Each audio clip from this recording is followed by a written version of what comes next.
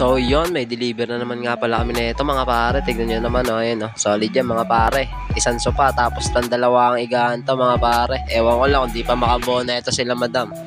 Eto nga, umalis na namin yan. Eto mga pare, traffic nga pala yan sa amin, walang bago.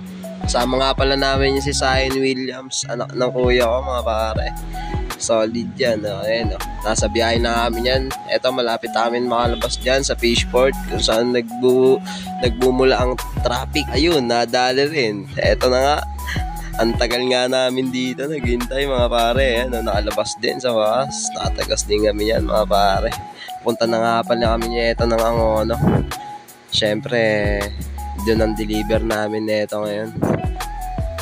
Eto, malapit na nga kami yan. Sa bitaw na nga kami yan lalabas mga pare. Medyo makulit nga pala tong bata na to.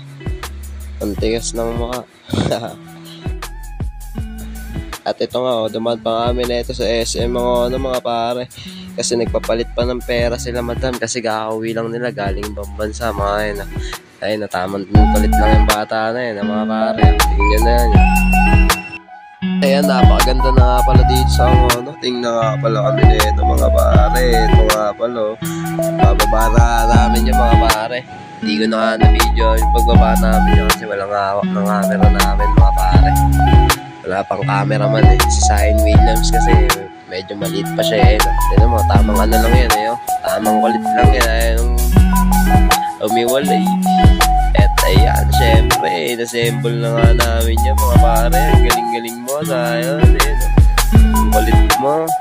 Yun solid yan mga pare, diba? Syempre, gravity. Ewan ko lang, hindi kayo makabuha dyan sir.